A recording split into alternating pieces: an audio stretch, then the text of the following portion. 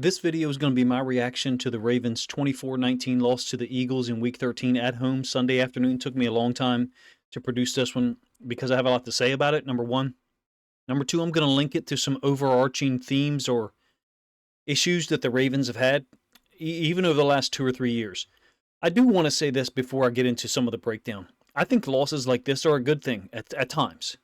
Not tonight for any of us, myself included. We're all very frustrated, as well we should be. Look, the Eagles are a very good football team, very talented, well coached. But you can learn things about yourself if you're willing to do so. From a coaching staff standpoint and players, I'm not sure that some of the guys in charge of our team are willing to learn and or adapt or adjust, because this loss is very similar to many games that we've lost in the last 2 or 3 years. I mean, it's almost formulaic at this point. I will say this: the one thing that sticks out against that notion is that the defense is playing far better in the last 3 games. Zach Orr's group is only allowing 280 yards per game against the Steelers, Chargers, and Eagles. Those are 3 playoff caliber teams, so that is encouraging. But it's still not enough to overcome what, at this point, is a Harbaugh and, in some cases, Lamar blueprint, with Monken in there as well, although this is only his second season in Baltimore. And here's what I mean. Number one, decision-making from a Harbaugh, Monken, and Lamar standpoint. Number two, leaving points on the board related to point number 1, and point number 3 related to the first 2, missed kicks by Tucker. Additional to that, I think you've got some poor management late in the second quarter. I couldn't believe it. I had the broadcast with Romo. I don't know what you watch. Sometimes I watch the Spanish language one just so I don't have to hear people like him, but he said we were the best team in the league at late second quarter scoring situations, and he also indicated that Harbaugh was spectacular at situational awareness. I'm like, you can tell he doesn't watch our team every week. Situational awareness is one of the most poor things on our staff. And that's related to point number 5, and that is an incredible inability or unwillingness to adjust from our coaching staff and Lamar when the ball is between the 30 and 37-yard line, and we're facing 3rd and 6 or 2nd and 8, something like that. You may not like this portion of my breakdown as a Ravens fan. I can do nothing other than let you know up front that it's going to be my thoughts and the observations that I've had since watching this Ravens team as closely as I possibly can to the best of my abilities. It's gone on so long for me that I have to, A, accept that none of those guys are willing to adjust, and B, that it has to be more than just the offensive coordinator or the head coach. Lamar is a part of this issue. But the reality is it wasn't all Lamar's fault, clearly. The Eagles are a really good football team. They do a lot of things well, and they did a lot of things to attack us. I think their zone defense, Romo covered it extremely effectively. They drop to spots, and then they move or slide with the quarterback's face mask or his eyes. They also seem to be very good at identifying things when you as an offense line up.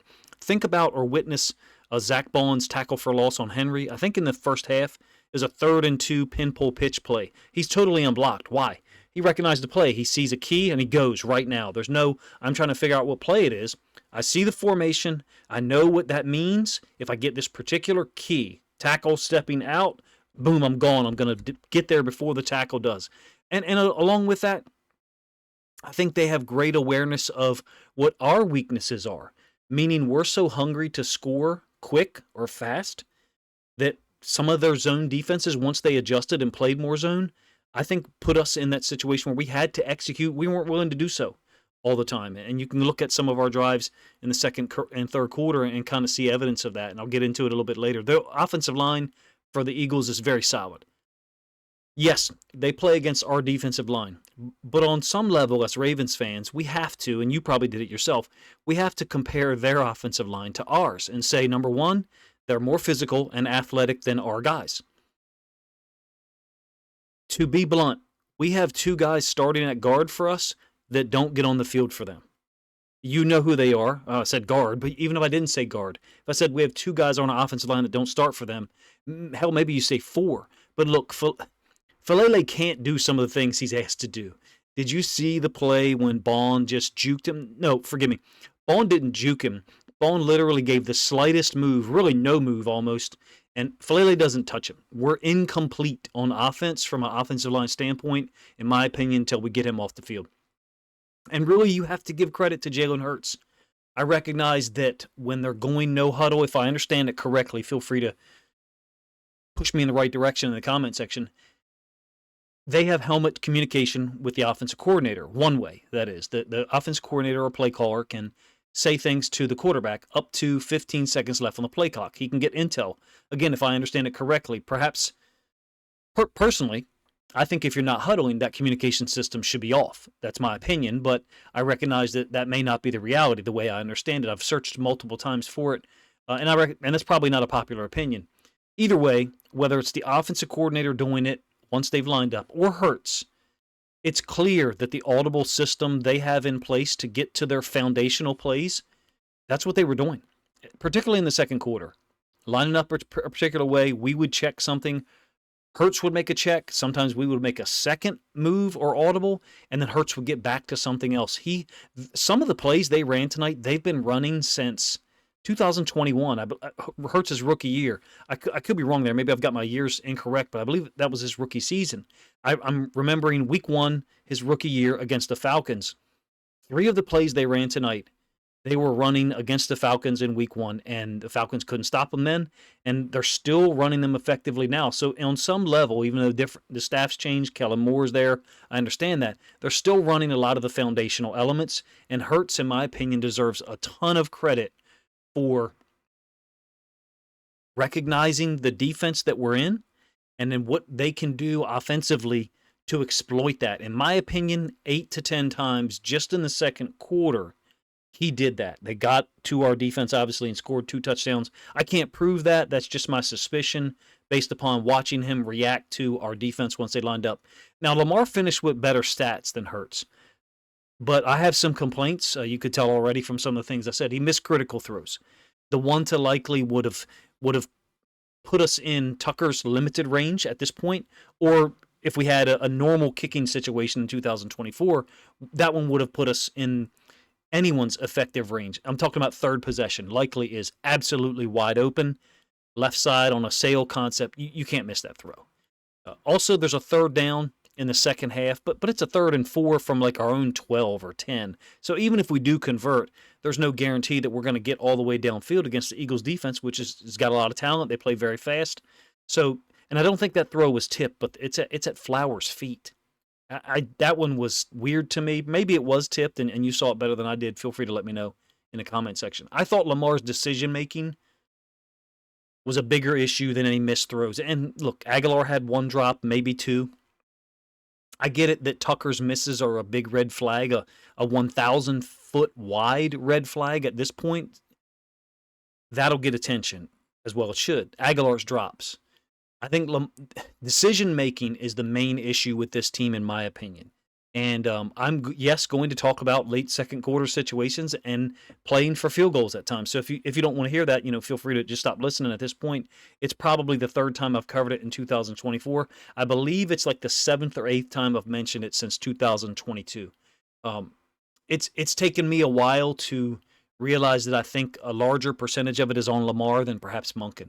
So I'm talking about the missed field goals by Tucker. They're Tucker's fault, right? A 47-yarder wide left to open the 3rd quarter, and then I think a 53-yarder wide right on the next possession. Those are difficult to come back from. Credit to our defense, right, for still getting stops after each of those misses, I believe.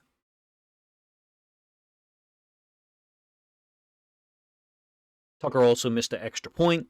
Our defense, I think, responded very well throughout, except for the point where Saquon Barkley goes down and scores. I think 2 false starts are missed on that drive. But the reality is 24 kickers, probably more, in the NFL can make those kicks consistently. So if we have to move on as an organization, I'm not going to argue. Salary cap is a consideration. So perhaps asking him to take a pay cut is another. I think that's a realistic proposition at this point. What I do know is we should not assume that he's reliable from anything above 44 to 45 yards at this point, and then play accordingly. Right now, Lamar doesn't. Now, what I'm saying is, on the field, the plays that we call and the throws that we attempt to make do not reflect a team that is saying it's 3rd and 5 from the opponent's 35-yard line. I don't want Tucker attempting a 53-yarder, I believe, if I did my math right there. So let's run the football and get 3 yards, and let's shorten what he's got to kick. Now, in that situation I just presented, a 50-yarder, he's still unreliable. So I understand that he missed a 47-yarder tonight. How much of it is on Lamar? How much is on Monken or Harbaugh? I don't know. I do not know.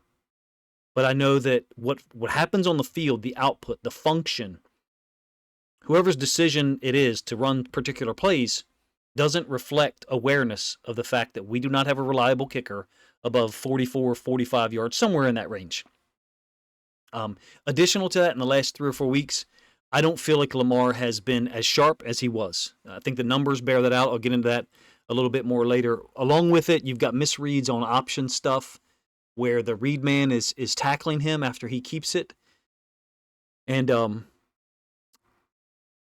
some of the throws that we're trying to make in these situations when we're just on the cusp of what we would consider effective field goal range, I'm not comfortable co-signing those things, nor neglecting to mention them in my reaction videos. So I recognize that some of you are not going to like it. I'm comfortable enough in my skin and where my channel is to mention them to you. So forgive me for that. Talking about a 3rd and 7 from the opponent's 35-yard line. Whether we want to accept it or not, we're not playing winning football. I believe teams are baiting us into some of these deeper throws by playing particular coverages. Hey, if we play man, they're going to throw the slot fade, which is what we do. If we play man, they're going to go to this particular guy. And those are lower percentage throws, in my opinion. So I want to review 2 of those. We're down 14-12 to start the 3rd quarter. Lamar converted an amazing 3rd and 8 to Andrews over the middle. It was a high throw, but intentionally so. He's trying to get it over the linebackers. He's also got like a defensive lineman to his right and another one to his left, kind of converging on him. It ends up being a 23-yard gain. So at that point, he's got us in business because the Eagles are playing tough defense. They're an exceptional football team. We knew that. And then we get down into their red zone. I think the high red zone. It's like 3rd and 5 from the 15 or the 16. It's my contention that teams are playing man and bringing pressure in some of these 3rd down situations in that area of the field, and even before the 15-yard line, I should say, to force Lamar to throw the ball quickly to particular guys. In this case, it's a 3rd and 5. They bring a 6-man rush. Maybe it's a 5-man rush with an add-on. It ends up being a split sack between Bond and I think the rookie outside linebacker Hunt. Lamar took a 14-yard loss on the play. So it's a great job by the Eagles. It's a great call. But there's a little bit of a larger point here. Go back and watch the play. The ball is snapped from the 15. Lamar's feet are on like the 20.5-yard line. At the point in time that he's sacked, he's on 28. His drop is too deep, guys. He's got to make a decision earlier, whatever that decision is. Now, there's a larger way to look at it or approach it. Hey, Todd Monken, call a play that doesn't put us at risk of losing 14 yards. Should Justin Tucker, with the salary he's making, convert a 47-yarder? Yes. Should Lamar, at $50 million a year, be dropping back so deep, more than I think he's supposed to on that particular concept? Absolutely not. We're down 2 points. We're in field goal range. Our defense is balling out at that point. Yes, the Eagles scored 2 times on us in the 2nd quarter. If you don't know, we held them to their 2nd lowest yardage output of the 2024 season, dating all the way back to, I believe, week 2. I don't think we're playing winning football in those specific situations, whether that's Lamar, Monken, Harbaugh. I really don't care whose fault it is overall. They've got to fix it. At some point, winning football is about mitigating risk, and we don't do that. How much of it on those guys? I really don't care. I'd like to see it stop so I can stop railing about it and pissing you guys off. I think that, after that miss, and that was just 5 minutes into the 3rd quarter, our defense got another stop. They actually got 2 to open the 3rd quarter. We committed to a different style of play on our 2nd possession of the 3rd quarter, more conservative, running the ball a lot, basically. We converted, if you recall, we converted a 4th and 1 with that tight end sneak by Andrews. And then Lamar also he converted a 3rd and 2. I believe that 3rd and 2 option keep by Lamar was a misread. And you can One thing to note, you can tell that Romo doesn't know anything about option football when he says, oh, I might as well follow him. He knows enough to be dangerous. Hey, Tony, that's what you're taught to do as an option quarterback. If you misread it, you're taught to follow the fullback. It's a little different in the shotgun, don't get me wrong. Lamar kept it, got the first down. He actually fumbled on the play. We were fortunate to recover it. The Eagles' defense was tight at that point. I think they had made some adjustments, and we were using a more conservative play calling style, which I think is great. And that's going to lead me to my point and why I'm so pissed off about our decisions down there. We possessed the ball for 7 minutes.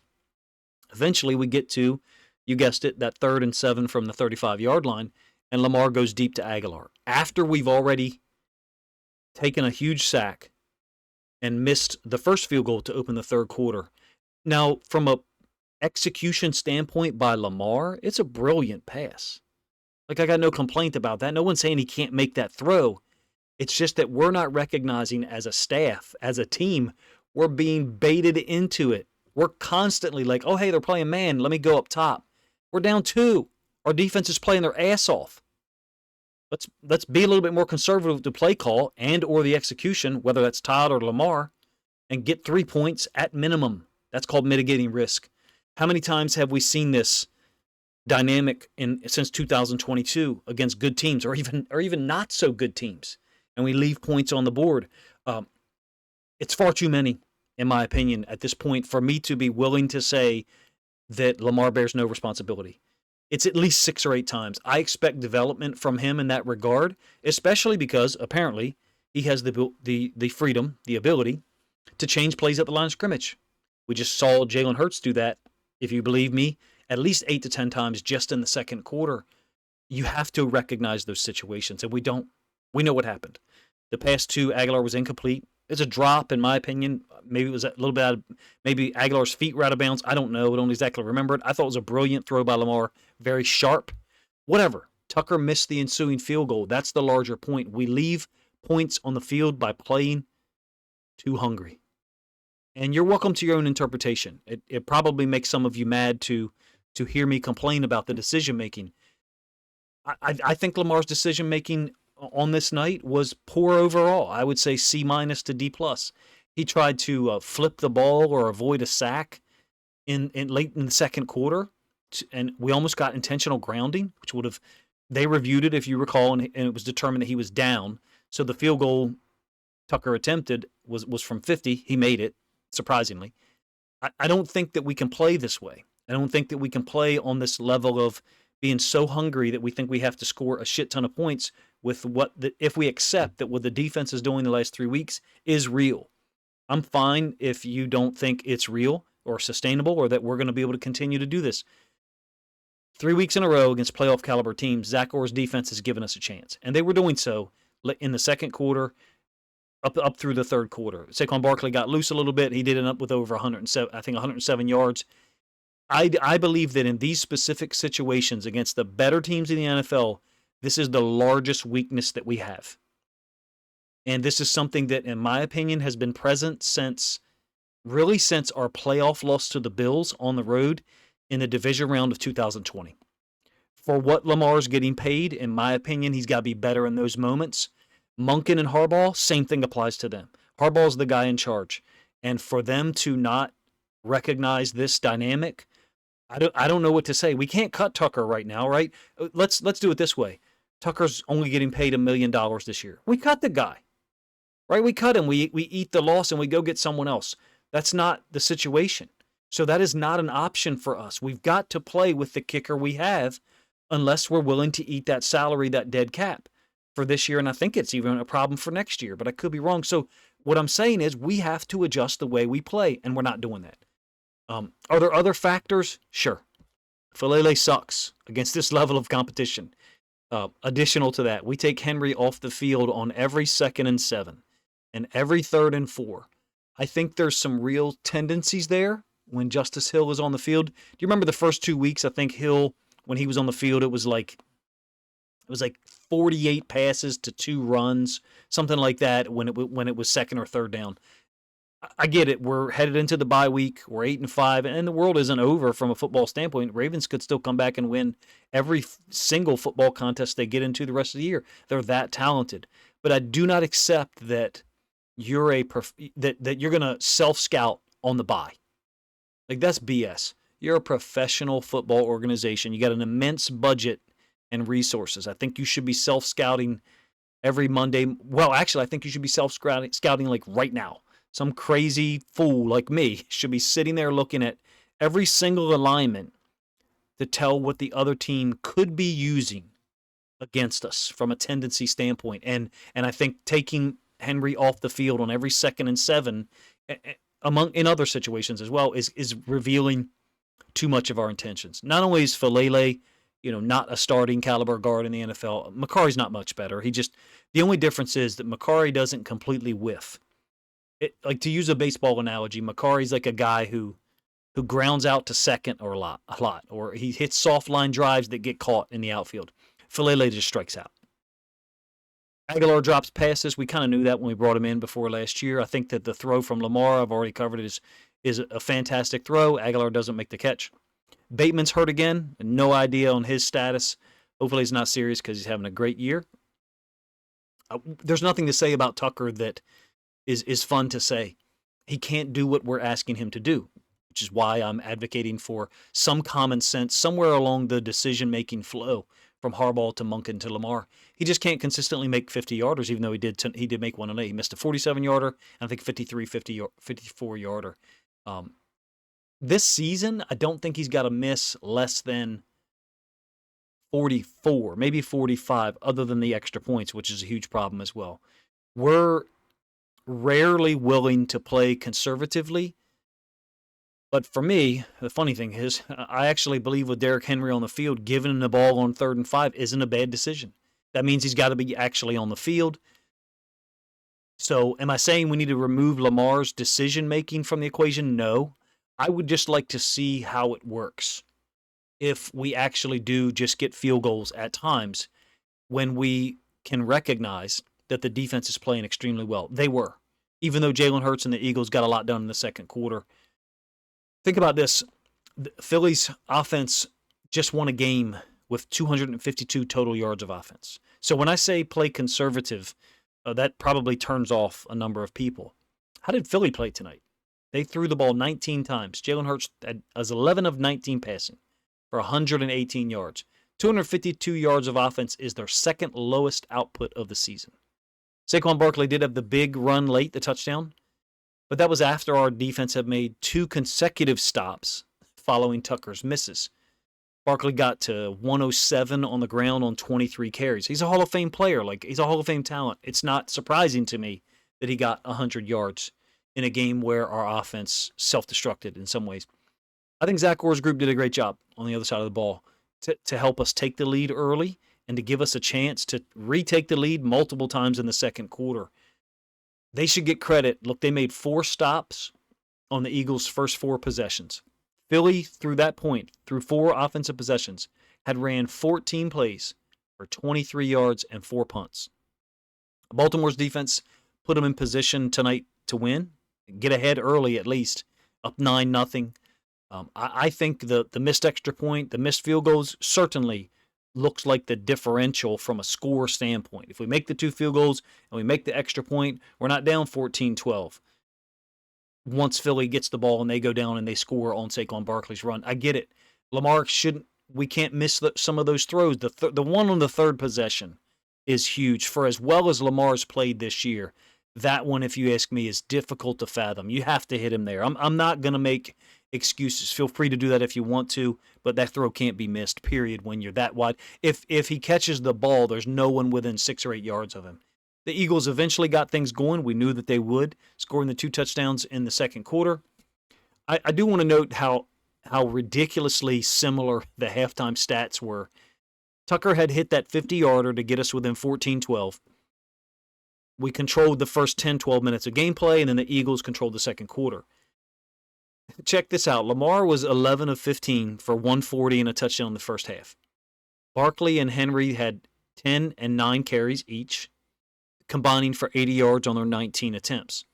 The overall stats were this. The Ravens had, through halftime, the Ravens had 169 offensive yards to 164 for the Eagles, and the yards per play at halftime was 5.6 for the Ravens and 5.5 for the Eagles.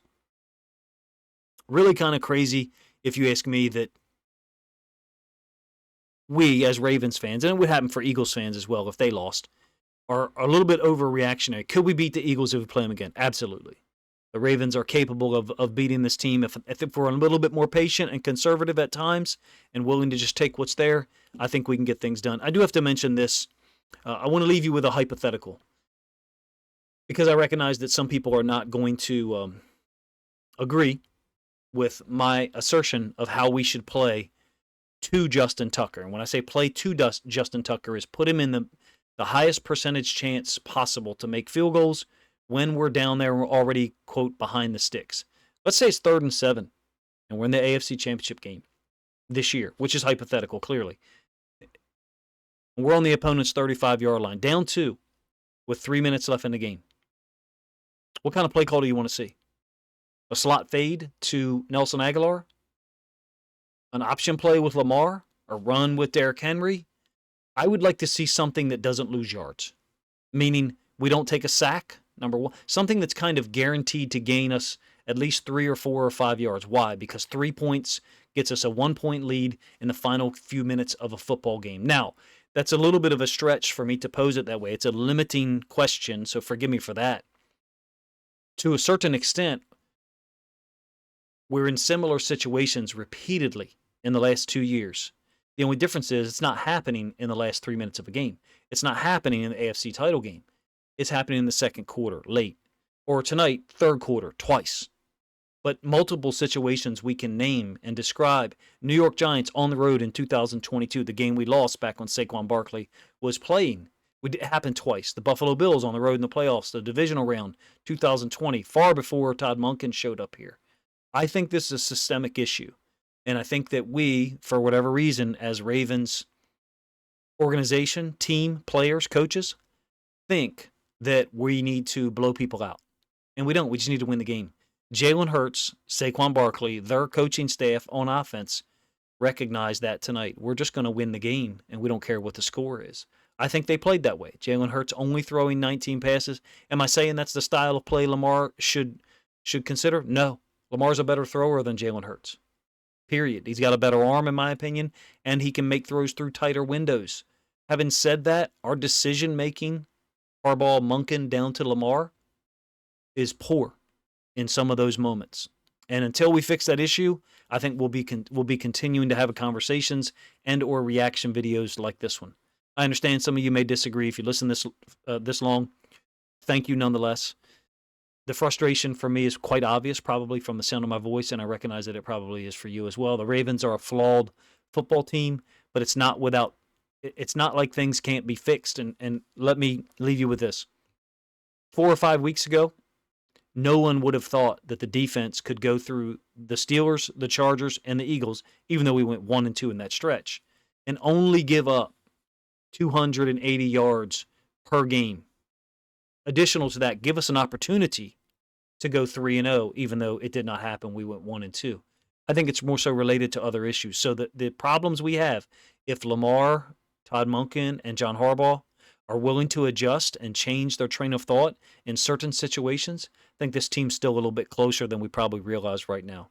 Appreciate you guys' time, man. You're welcome to disagree in the comment section if you think other Ravens fans would appreciate my reaction here with some of my thoughts that focus on our decision-making and poor processes, in my opinion, and poor procedure.